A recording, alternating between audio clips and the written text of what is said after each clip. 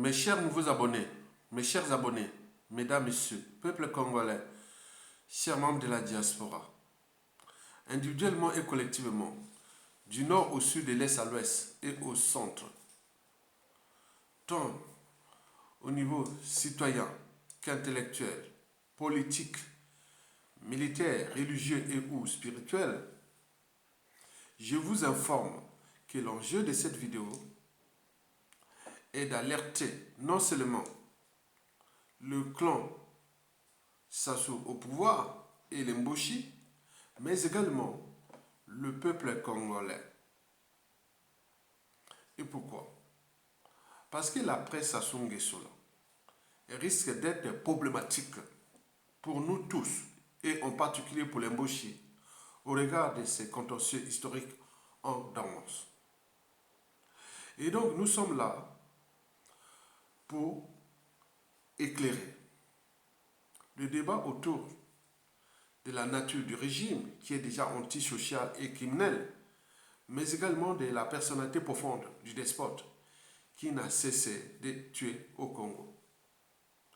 Et ces crimes sont tels que ça devient comme des millefeuilles. Mais pour lui, le régime et autres, il se croit que on a oublié quoi.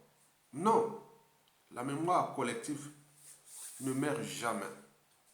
Et le danger, c'est que l'histoire a tendance à se répéter. Ce qui s'est passé, ce que vous allez entendre là, dépasse l'entendement. Et donc nous sommes là pour clarifier le débat pour les générations actuelles et futures, pour que les historiens, archéologues et tout compagnie qui viendront demain, ils disent pourquoi on enterrait à la va-vite? C'était pas au mois de mars, c'est ça, non? 570 corps en 2020. 570 corps. Mais comment c'était où les corps là? Ils sortaient où? Et donc c'est pourquoi? Quelles étaient les circonstances de leur mort, etc. On ne sait rien. Mais on savait bien que le régime là, on sait bien ce qu'il fait. Et c'est ce que je vais vous expliquer ici pour clarifier le débat, pour qu'on laisse quelque chose aux générations actuelles et futures. Que demain, ils auront un peu un angle du débat autour de ces morts-là. 570 corps enterrés comme ça. Mais ils étaient où? Comment? Ils sont morts comment? Donc, c'est ce que je vais vous faire une part de ma vérité, une part de réflexion. Ce n'est pas une part de vérité, c'est une part de réflexion intellectuelle qui, certainement, va apaiser les tensions et surtout pour les familles de ces victimes. Vous le savez qu'au Congo-Brazzaville, quand vous n'avez pas de liens familiaux, et encore, mais parfois ce sont des gens qu'on attrape, qu'on les tue pour le compte du régime, des sacrifices humains, des rituels sataniques. Vous êtes étranger, et en particulier noir, africain, au Congo, on peut vous tuer vraiment comme ça pour des rituels sataniques ou des crimes rituels et ou pour des prélèvements d'organes humains. Donc il faut faire attention sous le régime de Sassou Nguesso au Congo. Et beaucoup en ont payé le prix. Des êtres vivants, des enfants, des adultes qui n'ont pas de lien passé par là, ont été enlevés et sacrifiés, soit pour le compte de ces rituels sataniques, diaboliques, francs-maçonniques, Lucifer, et ou pour les trafics d'organes humains. Vous imaginez. Mesdames, messieurs, peuple congolais, chers membres de la diaspora, je vais ici vous parler des morts de Maïtoukou. Il faut en parler parce que la presse Sassou, tout le monde n'a pas les mêmes intentions. Tout le monde n'aura pas les mêmes intentions. Il y a des gens qui vont se comporter certainement comme Sassou Nguesso pour régler leurs comptes, etc., etc. Parce que Sassou, depuis qu'il a fonce à travers son cheval de Troie, la France-Afrique, l'avait donné le permis de tuer au Congo. Et depuis 40 ans, Sassou tue au Congo sans scrupule. Avait-il le monopole de ça? C'est ça le danger. Parce que l'humanité est une contradiction. Et donc, il faut faire attention de la presse Sassou. Je vous ai parlé de l'histoire d'Adolf Hitler. en 1918, 22 ans après, qui l'aurait cru qu'Adolf Hitler venait humilier la France à la débâcle de juin 1940? Vous le savez. Qui l'aurait cru que Denis Sassou Nguesso ou les Lari et les Kouyou l'ont fait? Parce que Sassou, au niveau tribal, il y a deux tribus phares qui ont fait Sassou Nguesso. La tribu du premier président Yulu et la tribu du président Marin Ngouabi, les Kouyou. Mais regardez bien dans le système Sassou Nguesso, dans le régime de Sassou Nguesso, il s'est toujours acharné contre les Lari et les Kouyou. Vous imaginez? Et après lui, combien d'autres victimes qui vont s'acharner demain contre les Mboshi? Je ne suis qu'un visionnaire. Les visionnaires sont comme des chiens qui aboient, qui a l'air du danger. Vous le savez, chez nous, à chaque fois qu'on a un pouvoir, on a tendance à rendre justice soi-même. Que celui qui blesse ou tue peut oublier. Mais celui qui porte les cicatrices et ou le deuil n'oubliera jamais. Et donc, il faut suivre cette situation avec attention et réflexion. Surtout avec stratégie. Parce qu'il n'y a plus de philosophie, ni de droit autre. Parce que ça dépend du pouvoir qui viendra après, dans les 5, 10, 20, 30, 40 prochaines années. Cette histoire des crimes de Sassou, ce n'est pas fini. Ça va traverser les siècles. Ce sera soit le clone Sassou Nguesso ou l'Mboshi et autres qui vont subir ça. Il faut le dire la vérité. Il faut commencer maintenant. Mesdames, Messieurs, peuple congolais, chers membres de la diaspora, les morts de Maïtoko. Comment le Congo-Brazzaville peut-il enterrer 570 corps dans le sud du pays et notamment près de Goma-Tchétché dans le Poul, dont on ne connaît pas l'origine de leur mort? Pourquoi les avoir enterrés dans le sud? Est-ce que le pouvoir du despote Denis Sassou Nguesso savait que ces personnes étaient originaires du département du Poul? Ça peut être un aveu de crime. Pourquoi l'avoir enterré là, à Maïtoukou, près de Goma-Tchétché? Comment ces corps étaient longtemps conservés? Ou dans les palais de Pila, d'Oyo, à l'hôpital d'Oyo, etc. Connaissant déjà la nature du régime du despote Denis Sassou Nguesso, qui est antisocial et criminel, ainsi que la personnalité profonde du despote, peut-on imaginer les circonstances de leur mort? S'agissait-il des crimes rituels ou des sacrifices humains? Et pourquoi faire? S'agissait-il des trafics d'organes humains? On peut penser que ces victimes ont été forcées à des pratiques immorales, dissolues, antisociales et criminelles. Donc, en conséquence, ces personnes devenaient des témoins gênants qu'il fallait éliminer à tout prix. Par ailleurs, ce qui est révoltant dans cette affaire-là, c'est le nombre de ces victimes. Est-ce que ces victimes représentaient le stock des personnes tuées en une année? 570 corps. En 2020, on tire comme ça. Par exemple, une année est égale à 365 jours. Et 10 ans égale à 730 jours. Par extrapolation, ces victimes représentaient tels les rituels ou sacrifice humain ou trafic d'organes d'une ou des hommes. Ça paraît logique arithmétiquement. C'est stupide à la fois, mais c'est possible. Ces crimes rituels ou ces sacrifices humains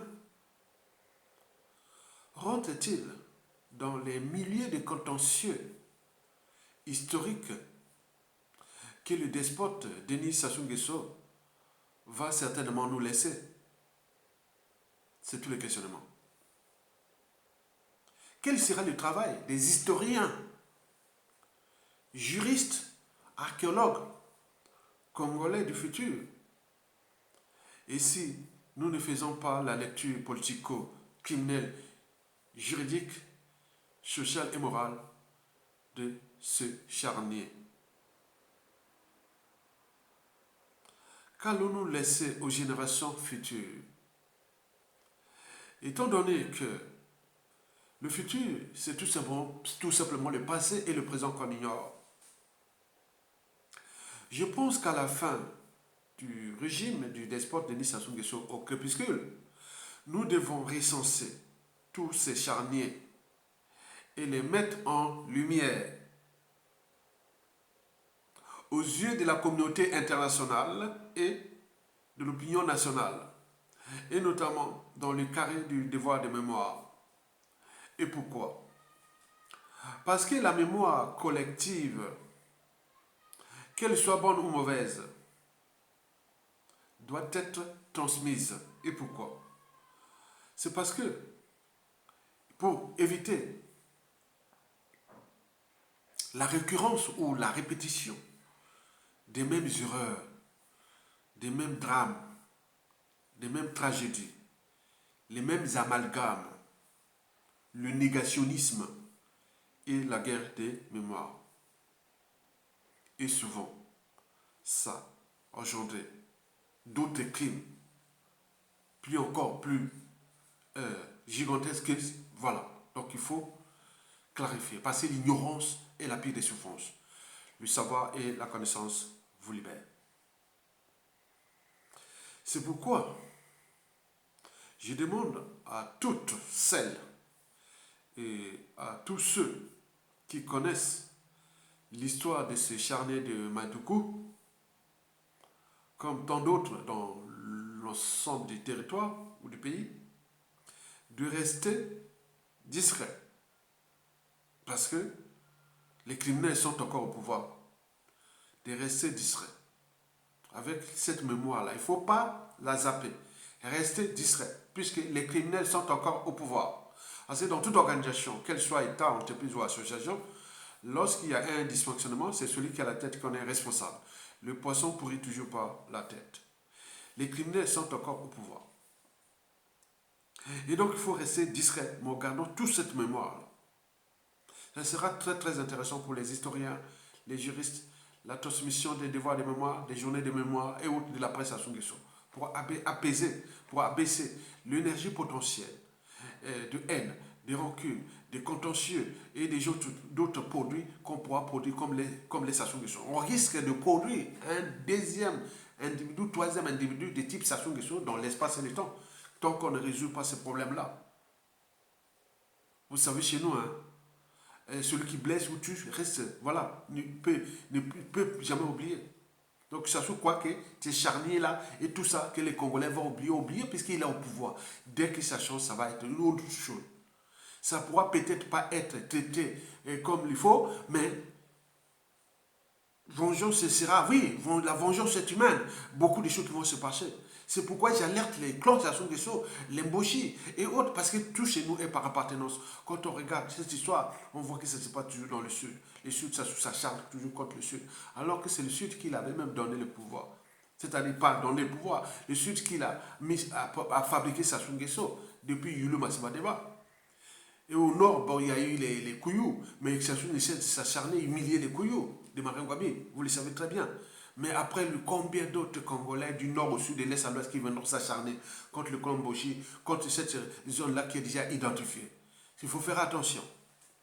et qu'on appelle la loi du karma, que demain va dire, mais qu'est-ce qui n'arrive, nous les Mboshi? Pourquoi tout le monde a contre nous pour le futur? C'est tout simplement ce que je suis en train d'expliquer. Donc il faut clarifier le débat politico-criminel de cette affaire-là. Je demande, c'est pourquoi je demande à toutes celles et ceux qui connaissent l'histoire de ce charnier de Matoukou, et comme bien d'autres dans son territoire, d'être distrait et de tout noter. N'oubliez pas, au moment venu, vous serez au cœur de l'action. Que ce soit pour les journées des devoirs de mémoire, que ce soit pour les commissions vérité et réparation, et de tout ce qui va se passer. Mesdames, Messieurs, peuple congolais, chers membres de la diaspora, j'invite ces gens-là d'être discrets. Qu'au moment venu, surtout de la commission vérité, justice, réparation, réconciliation et transmission de la mémoire commune, journée de mémoire, vous savez qu'il y aura des journées de mémoire au Congo, que telle journée, c'est férié, et tout ça, on fait la transmission, parce qu'il faut faire ça. Donc, ce qui va arriver. Bon, donc, il faut que vous preniez conscience de cette histoire-là, de notre devoir de citoyen que je fais ici, là, pour comprendre ça. Pour terminer, je mesure à quel point le but même de la condition humaine, sociale et existentielle, c'est-à-dire le fait d'être déjà individu, ou citoyen, ou être humain au Congo, a été réduit au silence. Le but même de la condition humaine, sociale et existentielle, dans ce pays a été réduite au silence. Par le despote Denis Sassou Nguesso au crépuscule. Et pourquoi nous avons laissé faire? Et pour combien de temps encore il va continuer à nous traiter comme ces sujets indigènes, esclaves et du bétail humain?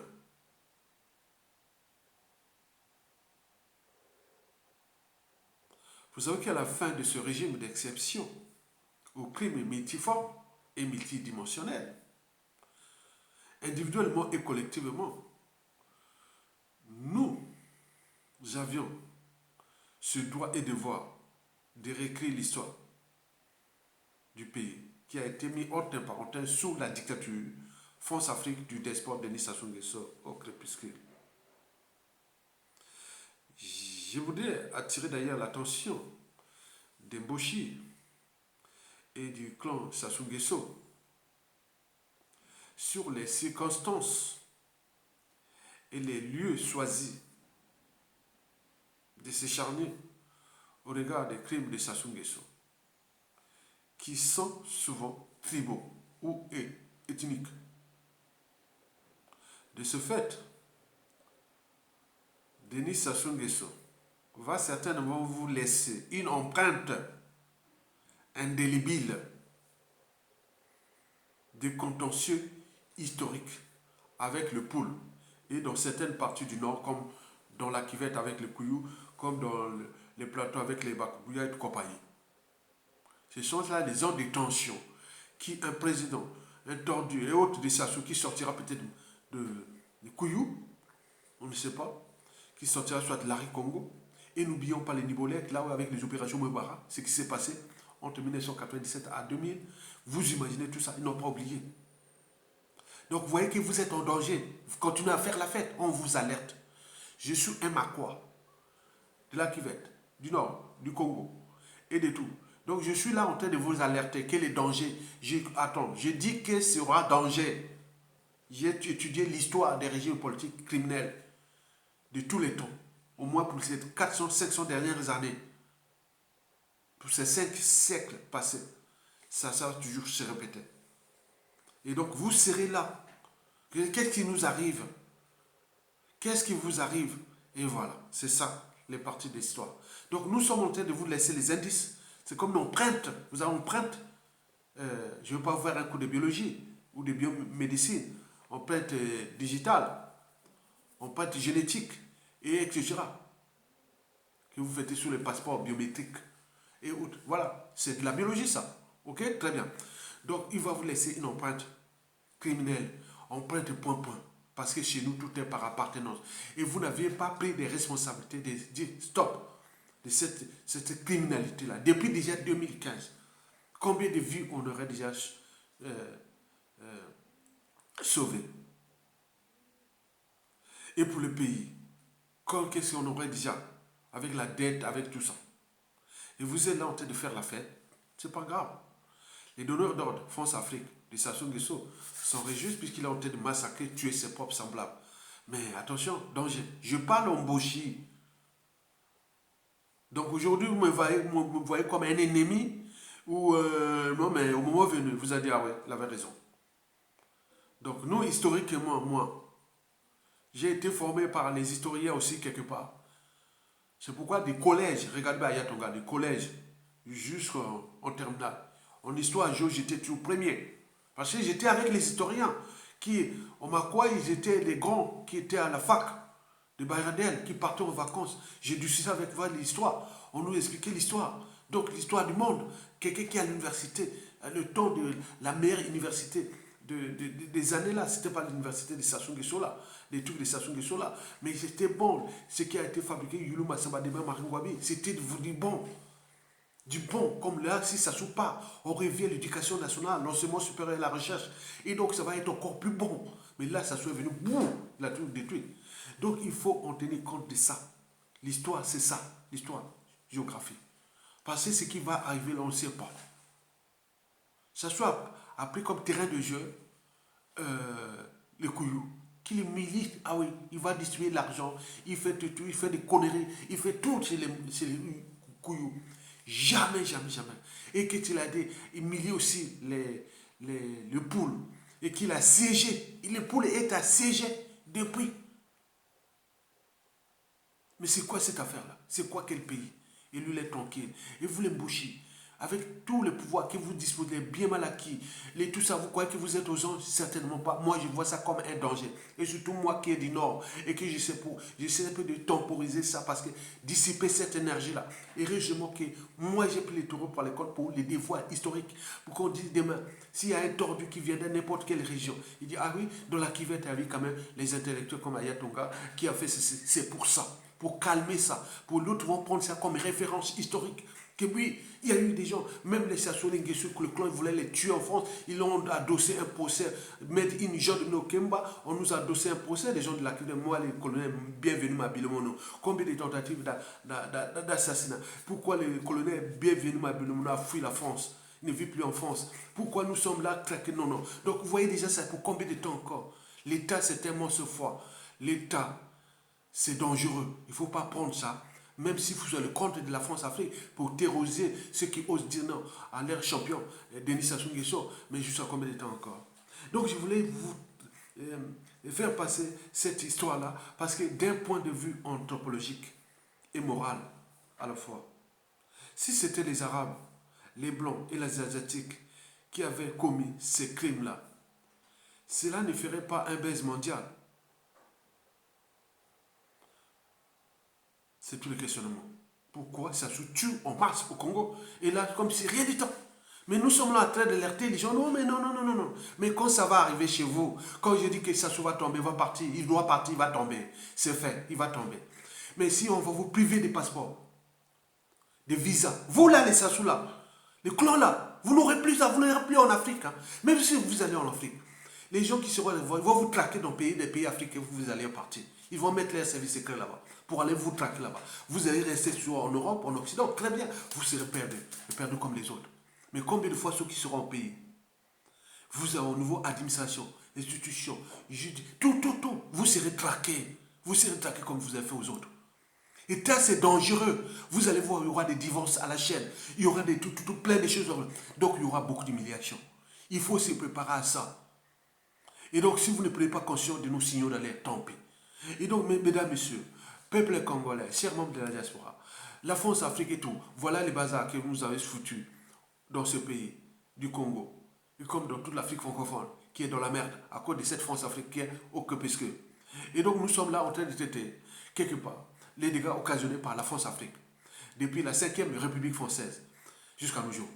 Et pour comme dit encore, likez, partagez et surtout soutenez la résistance. Donc Olonga, on va gagner. Il doit tomber, il va tomber. Donc surveillez-vous, votre santé, votre état d'esprit et autres, comment surveiller le lait sur le feu. Parce que ce ne sont pas des enfants de cœur.